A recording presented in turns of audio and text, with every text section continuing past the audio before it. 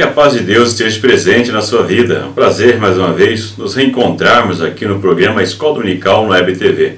Um programa da Igreja Evangélica Assembleia de Deus de São José dos Pinhais, cujo pastor-presidente é o pastor Ivaldo Teodoro da Silva, que também é o nosso presidente da Convenção das Igrejas Evangélicas Assembleia de Deus do Estado do Paraná. Nós estamos aqui estudando as lições bíblicas da CPAD. Aqui eu digo nesse programa, as lições bíblicas da CPAD que são estudadas praticamente todos os domingos nas igrejas evangélicas Assembleia de Deus e outras denominações, como tem recebido manifestações de outras denominações que acompanham também os nossos estudos, tanto no Brasil como também em outros países. E a lição de hoje é a lição do número 10, a lição 10 do primeiro trimestre de 2015. Nós estamos estudando nesse trimestre sobre os 10 mandamentos. E agora nós vamos estudar sobre o 8º mandamento. Não furtarás. Esse mandamento que tem como uma das suas principais funções proteger a propriedade particular. Quando aqui fala sobre furto, não furtarás, está falando de todo e qualquer tipo de furto. Tirar aquilo que é de outrem, que não lhe pertence. É furtar de alguém aquilo que é dele próprio.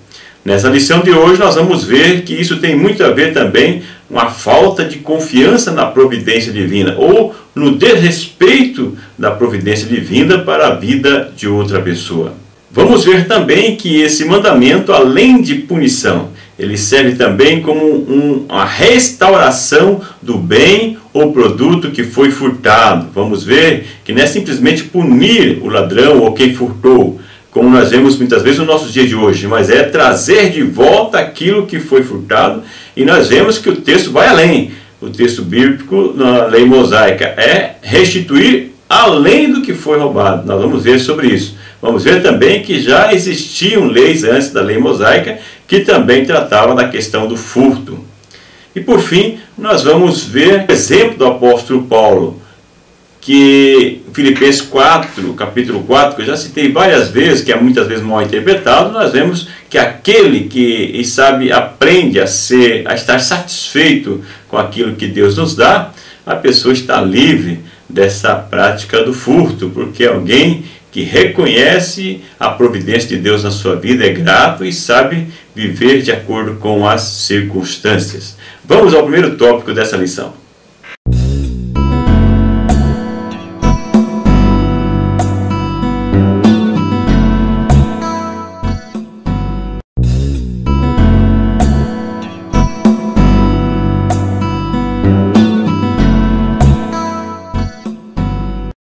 Para você que está pela primeira vez conosco, quero lembrá-lo que, ou melhor, quero informá-la, que nós temos o arquivo de slides com a sequência dos comentários que eu faço aqui. Você pode baixar no meu arquivo no canal de SlideShare ou no meu blog, ali tem um link com o canal também. Você clica, está no próprio blog também em cada postagem. Você baixa o arquivo de slide, escuta o meu comentário e vai acompanhando com o arquivo de slide e estudando na sua casa.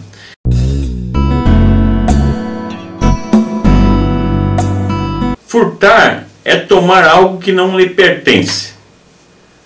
É você tomar de alguém aquilo que não é seu, é de outra pessoa. Levítico 6:2 e outras citações que eu deixo no arquivo de slide esclarece que furtar é qualquer atitude, está relacionado a atitude na qual você leva outra pessoa a ter prejuízo, a danificar ou a prejudicar uma outra pessoa. O ser humano, ele deve ganhar a vida, sustentar a si mesmo, a sua família, ter um projeto de vida com base numa vida digna, de um trabalho, não tirar vantagem dos outros, não negociar de forma que as pessoas levam desvantagem, não tirar das pessoas aquilo que as pessoas têm, mas lutar, trabalhar e buscar atingir um objetivo para a sua vida, um objetivo para a sua família, de uma forma honesta, digna. As pessoas que têm esse pensamento, ele foca no trabalho, no projeto de vida e não tem a intenção de tirar de outra pessoa. A tradição rabínica traz um conceito que originalmente essa palavra utilizada no hebraico para furtar tem o sentido do rapto de pessoas ou sequestro de pessoas para vendê-las como escravo. Era furtar as pessoas a sua liberdade, como também furtar pessoas escravos para vender.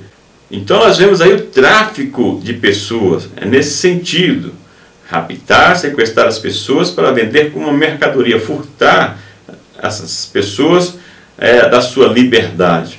Mas vemos que muitas pessoas questionam esse conceito no sentido original. É evidente que pode ser aplicado também nesse conceito, mas nós vamos ver que o conceito é ampliado. Então vamos ver que o texto original, ele quer dizer todo tipo de roubo, arrombamento de casa, pilhagem, assalto, entre outros. É aquilo que você tira de uma outra pessoa. Algo que não lhe pertence, que pertence a outra pessoa e você toma para si. Eu deixo aí alguns exemplos do cotidiano, um exemplo de furto. Gasto deficitário, roubo no trabalho. Existe uma estatística americana que 200 bilhões de prejuízo as empresas americanas têm por roubo no tempo de trabalho. Empregadores que exploram os empregados, propaganda enganosa, embalagem fraudulenta, plágio, entre outros. Então nós vemos aí que desde a administração negligente dos poderes públicos, até mesmo a balança fraudulenta, são formas que as pessoas utilizam, ou formas de exemplos de furto que nós vemos. Vimos aí o exemplo das empresas americanas, de uma estatística que 200 bilhões durante o ano as empresas perdem, se computasse o tempo que as pessoas acabam não utilizando para o trabalho, que estão recebendo para o trabalho, mas não fazem outras coisas que não trazem uma produção para a empresa. Do outro lado também as empresas, os empregadores que exploram seus empregados, que não pagam o que lhe é direito, também é um furto. Então nós vamos ver que esse conceito de não furtar, ele vai muito além desse conceito do Antigo Testamento, contextualizando para os nossos dias, ele vai longe. É tudo aquilo que você está querendo uma certa vantagem. É a famosa lei de Gerson, tirar vantagem em tudo, certo? É você tomar aquilo que não é seu, quer seja do empregado, quer seja do empregador, quer seja do teu cliente e assim por diante. Então esse é o conceito de furto. Então, nesse conceito ampliado, você pode dizer assim, eu nunca furtei, não furto ninguém, mas você vai observar que muitas vezes você está furtando, talvez na sua atividade comum, no trabalho, na escola, em qualquer lugar, você pode estar furtando. Então tomar cuidado para que você possa observar o seu comportamento, identificar e corrigir possíveis falhas. Deixo para vocês uma figura de Double Wright. Veja essa figura publicada em 1936, em outubro de 1936, no The Saturday Evening Post. Nós vemos aí essa figura interessantíssima, onde nós vemos um açougueiro vendendo aí uma ave no dia de ação de graças, no caso é uma figura americana, e nós vemos o açougueiro olhando para a balança e com o seu polegar fazendo um esforço para que o peso fosse, que a balança pesasse para baixo e aumentasse o peso então do seu produto que estava vendendo. Por outro lado, nós vemos uma velhinha aparentemente inocente olhando para a balança também com um ar de felicidade, como também o próprio açougueiro, mas ela por sua vez com o seu dedo empurrando a balança para cima para que pesasse menos. Então nós vemos uma figura típica assim de pessoas muitas vezes inocentes, mas que estão tentando tirar vantagem um do outro. Essa figura que é citada no livro Os 10 Mandamentos para os Dias de Hoje, da CPAD, que eu deixo aí nas referências, e eu fui buscar isso na internet e deixar para você. É interessantíssima essa figura. Onde nós vemos figuras típicas dos nossos dia a dia. Uma senhora idosa, aparentemente honesta, e um açougueiro, na época, em 1936, olha essa figura. É a figura típica daquele senhor honesto, mas nós vemos que estava ali tentando tirar a sua vantagem. É isso que nós vemos, esse não furtará. São pessoas que estão ao tempo todo, ou em parte do tempo, tentando tirar vantagem sobre as outras pessoas, causar prejuízo para outra pessoa. É por isso que nós vemos então esse mandamento, o 8º mandamento, não furtarás. Por isso, trabalhando nessas questões introdutórias, tudo aquilo que você está querendo tirar vantagem sobre o outro, você está furtando do outro aquilo que não é seu. Esse conceito é importante trabalharmos. Essa figura eu acho interessante você utilizar na sua aula, ao estudar, aplicar a sua aula para os seus alunos, que acho que vai ajudar muito nesse conceito e deixa aí para você utilizar à vontade.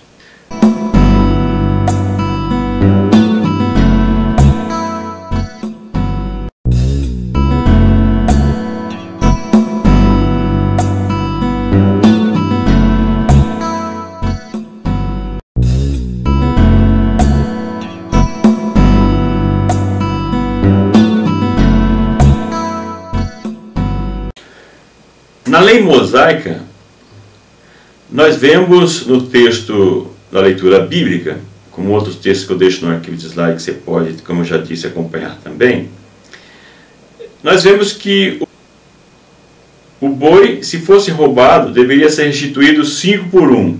Ou seja, você roubou um boi, se você fosse pego, você teria que devolver 5 para o proprietário. Ovelha, no caso, 4 vezes mais.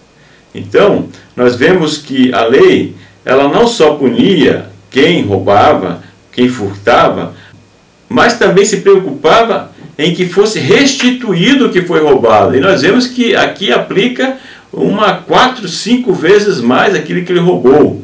Então, chamando desta forma a pessoa que tinha tal prática a uma obrigação muito séria, muito complicada, uma punição muito grande. Não só ser punido pelo que fez, mas além do mais, ter que restituir o que foi roubado para a pessoa de quem foi tomado. Então nós vemos essa preocupação, levando as pessoas a se pensar 2, 3, 4, 5, 10 vezes antes de tomar alguma coisa de outro, sabendo que o prejuízo deles seria muito maior. Nós vemos que a lei, ela tinha um tratamento diferenciado se caso o animal que fosse roubado fosse encontrado na mão vivo, como vivo na mão de quem roubou ou em posse de quem roubou. A pena poderia ser atenuada se caso o animal fosse achado vivo. Nós vemos isso em Êxodo 22 e 4. Da mesma forma, Levítico 6, do verso 4 a 5, também traz uma atenuação se o ladrão confessasse o furto. Então, ele tinha sua pena atenuada pelo ato de confessar. Aqui me faz lembrar sobre a delação premiada, que nós vemos aí, que é muito famoso nos dias atuais, no caso da Petrobras, né? Pessoas que denunciam, não somente o que ele fez, mas que outras pessoas fizeram também, e tem aí a sua pena atenuada. Então, nós vemos aí que é atual, né, esse conceito na lei mosaica. Nós vemos, então, uma aplicação de uma pena maior para aquele que rouba e não tem mais como restituir aquele próprio animal roubado, e ele então tinha que pagar 4 ou 5 vezes mais.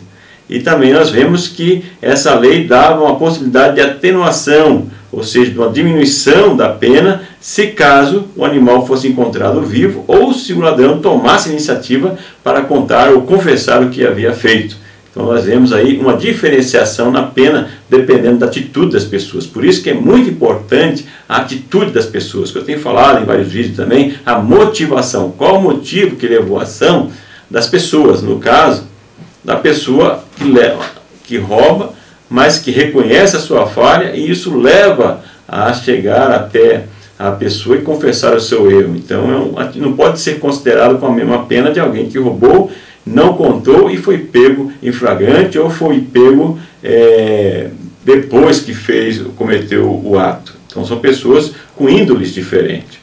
O Código da Hammurabi, que é anterior à lei mosaica, provavelmente 1700 a.C., nós vemos que a pena era bem maior que a lei mosaica ainda. Qualquer animal era 30 por 1. Roubou um, não foi encontrado vivo, tinha que devolver 30 por aquele que foi roubado. Então nós vemos que era muito mais severa ainda do que a lei mosaica. Em Êxodo 21 e 22, aí no próprio leitura bíblica de classe, nós vemos também o conceito do arrombamento da casa. Qual era o tratamento dado ao dono da casa? Se fosse um roubo à noite, em que o dono da casa viesse a matar o ladrão que entrou na sua casa, para roubar e ele tenta defender a sua propriedade e mata, então nós vemos que esse dono da casa era absolvido. Se fosse de dia, ele já era considerado culpado, ou seja, você viu, poderia ter evitado de matar e é condenado. É o conceito que traz na revista, não vou entrar em muito comentário aqui, mas dê uma lida que está bem claro aí nesse conceito na revista também. Em Êxodo 21, 2 e 22 e 3, nós vemos um outro conceito também, outra orientação, prescrição em relação à lei. O ladrão que roubasse não conseguisse restituir, porque você fala assim, pô, mas se a pessoa está roubando, por que não tem? Como é que ele vai restituir 4, 5 vezes mais? Então, não pense que a pessoa ficaria impune porque não tinha. Então, segundo a lei, se a pessoa furtasse e depois não pudesse restituir o que roubou, ele seria dado como escravo. Ou seja, ele poderia ser vendido como escravo para outro ou tomado como escravo de quem ele roubou, porque não podia pagar o que furtou. Então nós vemos que a lei, ela pensa em vários detalhes. E a pessoa não pensar que poderia ficar impune porque não tinha bens nenhum, por isso que estava roubando. Mas se não tivesse como restituir, seria vendido como escravo. Então nós vemos que a coisa era séria. O Êxodo 22, 5 a 8 também trata de uma outra questão. Quando a pessoa, por negligência, por falta de cuidado, prejudicasse o bem de uma outra pessoa, uma lavoura, animal, assim por diante, ele também teria que restituir aquilo que ele danificou, tinha penas para isso também. Então, nós vemos que não é só o fato de um ato voluntário, mas também um ato involuntário que causasse um prejuízo para outra pessoa, a lei já pensava também na forma de restituir a pessoa que foi prejudicada, mesmo que fosse um ato involuntário. No caso aí, a indenização pelo bem que foi prejudicado, tomado, perdido, queimado, assim por diante. Vamos à aplicação prática desse tópico. Leia e reflita.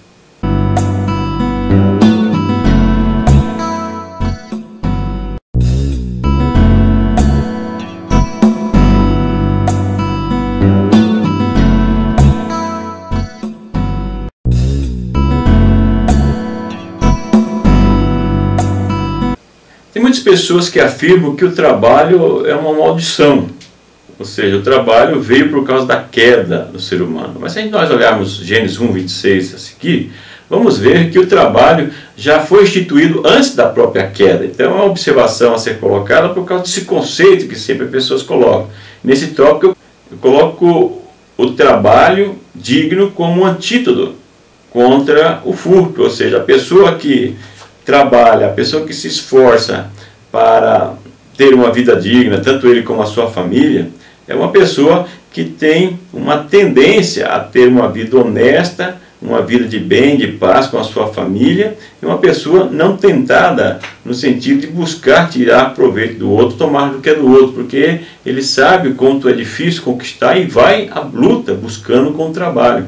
É interessante como nós vemos que na sociedade, em vários locais, em várias comunidades, que nós vemos várias pessoas com prática, com tráfico, com banditismo, com muitas práticas que são violentas, dentro da mesma comunidade, pessoas trabalhadoras. Vemos aí pessoas que eu vejo muitas vezes na rua, você deve ter na tua cidade onde você mora, pessoas, eu já vi muitas pessoas carregando o carrinho, catando papelão, catando coisas na rua, com filhos, junto, caminhando, porque às vezes não tem o que deixar, se deixar em casa, muitas vezes o traficante, outras pessoas vão acabar criando os filhos, mas caminham junto com eles para ganhar o pão de cada dia. Dentro de uma mesma sociedade, uma mesma comunidade, onde pessoas que têm uma mesma origem, com a mesma condição, são traficantes, são pessoas assassinos e assim por diante. Então tem pessoas que, mesmo em uma condição em desvantagem, não favorável, são pessoas que prezam pelo trabalho, prezam pela dignidade. É isso que dignifica o ser humano, os valores que são importantes dentro de uma comunidade, dentro de uma vida em sociedade. O livro que eu já citei, Os 10 Mandamentos para os Dias de Hoje, de Hayek, da CPAD, traz aí um conceito interessante. O autor, ele diz o seguinte: roubar é um pecado contra Deus, pelo menos de duas maneiras. Todo roubo é uma falta de confiança na provisão divina, primeiro tópico, e em segundo, um ataque à providência de Deus para as pessoas. interessante essa colocação do autor. Quando a pessoa furta, então é porque lhe falta confiança na providência de Deus. Ou seja, aquilo que eu tenho, da providência de Deus para a minha vida, eu creio que não é suficiente. Eu não acredito que Deus vai suprir as minhas necessidades de como eu preciso. E a pessoa, então, vai com uma busca a ter o que é do outro. Aí entra nesse segundo tópico, que é o ataque à providência de Deus para outras pessoas. Então, são duas situações. Quem furta, lhe falta confiança na providência de Deus, por isso vai buscar em outros lugares, em outras fontes. E por outro lado, é um ataque à providência de Deus para outra pessoa, ou seja, o que a pessoa tem, Deus proveu para ela. Então, de uma forma, ele peca duas vezes contra Deus. Por falta de confiança na providência de Deus e por atacar a providência de Deus dada a outras pessoas, tirando vantagem ou tirando o que é dessa pessoa que não é sua. Ou seja, o que Deus proveu para aquela pessoa. É um conceito interessante para ser trabalhado também. Dentro de todo esse contexto, nós temos a questão da mordomia de Deus. Ou seja, tudo que nós temos é de Deus, é propriedade de Deus, somos mordomos de Deus. Mordomo é aquele que cuida das coisas que não são suas, aquela figura da pessoa de confiança que estava na casa do seu senhor e cuidava de tudo que era do seu senhor. Desfrutava também, mas sabendo que nada era dele, era do seu senhor, e ele tinha que cuidar dos bens e da família do seu senhor. Então nós somos, na nossa vida também, como mordomos. Tudo que nós temos, que nós somos, é dado por Deus. Deus é o dono de tudo que nós temos, dessa propriedade, dos bens que nós temos. E nós temos que cuidar da melhor maneira aquilo que é de Deus. E a boa mordomia significa trabalho duro, digno. Ou seja, é um trabalho digno, é um trabalho de confiança, de esforço, que leva as pessoas a obter na sua vida uma dignidade, a confiança do seu Senhor. Por isso que é interessante, por isso que o trabalho digno é importante. Nós temos que entender que é através do trabalho que nós chegamos à prosperidade, como diz no sentido bíblico. Que aí reporto ao vídeo que nós já tivemos em lições anteriores. Para ser mais exato, no quarto trimestre de 2013, estudamos na sua lição 3, sobre trabalho e prosperidade. E convido você a entrar no meu canal do YouTube e pegar lá, buscar o trabalho e prosperidade e ver o vídeo completo para você relembrar toda a lição, que pode ajudar também nessa lição. Não furtarás, mas o trabalho como um antídoto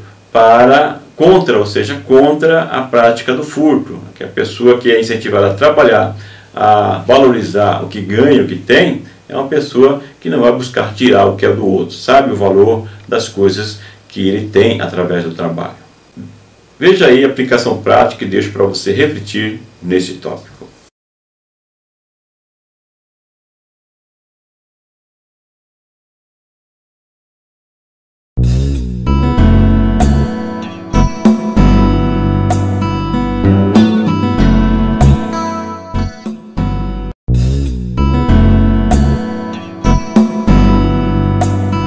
Como considerações finais nesta lição, quero inovar um pouco no sentido de citar um texto bíblico e fazer uma finalização, uma consideração final desta lição. Filipenses, do capítulo 4, do verso 11 ao 13, diz o seguinte: Não digo isso como por necessidade, porque já aprendi a contentar-me com o que tenho. Sei estar abatido e sei também ter abundância, em toda maneira e em todas as coisas. Estou instruído tanto a ter fartura como a ter fome, tanto a ter abundância como padecer necessidade. Posso todas as coisas naquele que me fortalece. Então nós vemos esse famoso ditado: posso todas as coisas naquele que me fortalece. Mas vemos aí um contexto que é um contexto de satisfação ou de reconhecimento por tudo que é dado por Deus, tanto na bonança como no momento de falta, de necessidade. Mas aí o apóstolo Paulo está dizendo que em todos os momentos tudo posso naquele que me fortalece. Sabe reconhecer a providência de Deus, sabe reconhecer o cuidado de Deus e ser grato a Deus. Fazendo isso, sabendo se contentar com o que tem, a pessoa não vai buscar tirar daquele que tem aquilo que ele quer, mas vai confiar na providência de Deus. Creio que é uma boa reflexão para nós fecharmos esta lição. Agradeço a sua atenção e convido a assistir os próximos vídeos, a compartilhar com a sua rede social os vídeos para que outras pessoas também tenham acesso. Ajude-nos a ajudar outras pessoas também. Que o grande e infinito amor de Deus, que a graça e a paz do nosso Senhor e Salvador Jesus Cristo, que a comunhão e a consolação do Espírito Santo esteja com você hoje e sempre. Muito obrigado, até o próximo vídeo.